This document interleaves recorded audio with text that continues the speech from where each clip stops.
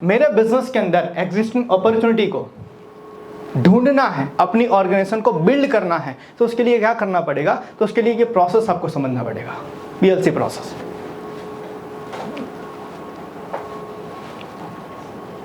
BLC process, इसको हम कहते हैं बिजनेस लाइफ साइकिल।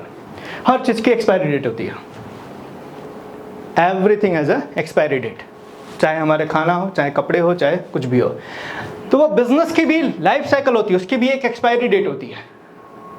तो कोई भी बिजनेस शुरू होता है तो वो 4 स्टेज से होके गुजरता है, जिसमें पहला शुरू होता है startup, as a startup, then second stage आता है उसका ग्रोथ, तीसरा होता है मैच्योरिटी और चौथा होता है डिक्लाइन।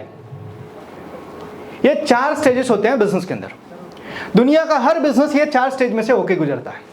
अब जरा आप अपने आप को देखो और अपने बिजनेस के बारे में थोड़ा जानने और समझने की कोशिश करो कि मेरा बिजनेस एग्जैक्टली कहां पर है इन 4 स्टेज में से, और उसके हिसाब से मुझे कौन सी रणनीति बनानी चाहिए। मैं आपको दोनों चीज बताऊंगा, सिम्टम्स भी बताऊंगा कि आपके बिजनेस में अगर ये चीजें हो रही है तो आपका बिजनेस कौन से स्टेज पर है, और ये भी बताऊंगा कि जिस स्टेज पर है अगर आपको अगले स्टेज पर जाना है तो उसके लिए आपको क्या करने की जरूरत है। तो चलिए शुरू करते हैं। आपका बिजनेस शुरू किया आपने, 10 साल किया, 15 साल किया, 20 साल से कर, दैट डजंट मैटर। ये सिम्टम्स मैं आपको जो बता रहा हूं ना, अगर ये सारे सिम्टम्स आपके बिजनेस में आपको अभी दिख रहे हैं तो आपका बिजनेस अभी भी पहले स्टेज में ही है, जिसमें सबसे पहला है प्रोडक्ट है सर्विस की क्लैरिटी नहीं है। मेरा अभी भी प्रोडक्ट डिजाइन नहीं हुआ है, अभी भी पूरी तरीके से मेरी सर्विस का मॉडल नहीं बना है कि एक्चुअली मेरे ये प्रोडक्ट हुई, ये सर्विस हुई। अभी भी अगर ये चीज़ों को लेके कंफ्यूजन है तो मेरा बिजनेस अभी भी स्टार्टअप फेज में है। सेकंड, अगर मुझे मेरे बिजनेस के बारे में अभी भी पूरी नॉलेज नहीं है, अपने प्रोडक्ट और सर्विस के बारे में पूरा नॉलेज नहीं है, तो अभी भी मेरा बिजनेस स्टार्टअप फेज में है।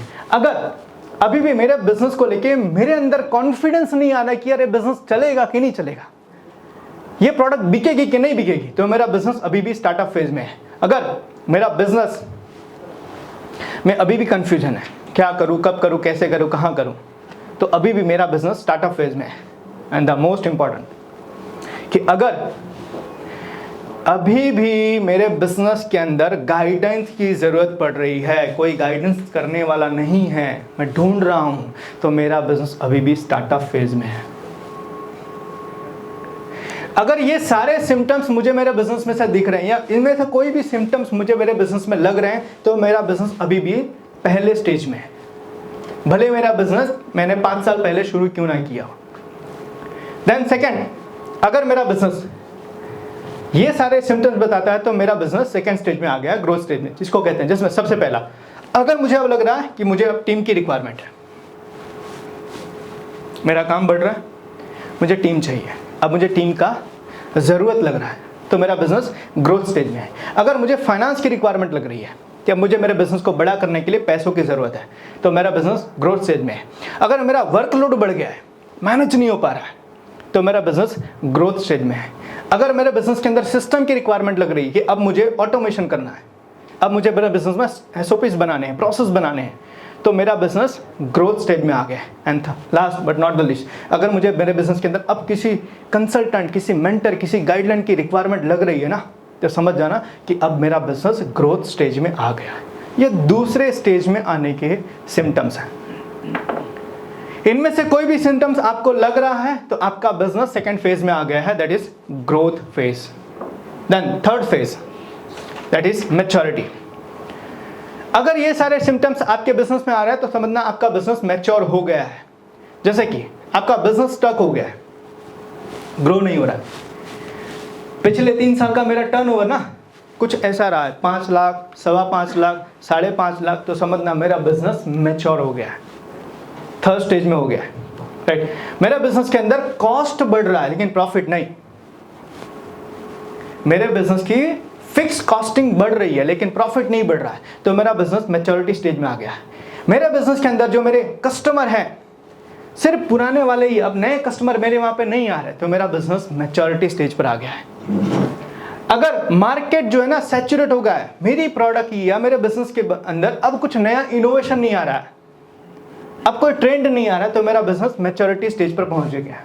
एंड अगर मेरी रूटीन लाइफ हो गई है, सुबह जाओ, शाम को आओ, खाना खाओ, टीवी देखो, सो जाओ, सुबह जाओ, शाम को आओ, खाना खाओ, टीवी देखो, सो जाओ, अगर मेरी ये रूटीन लाइफ हो गई है ना, तो समझ जाना मेरा बिजनेस मैच्योरिटी स्टेज पर आ गया।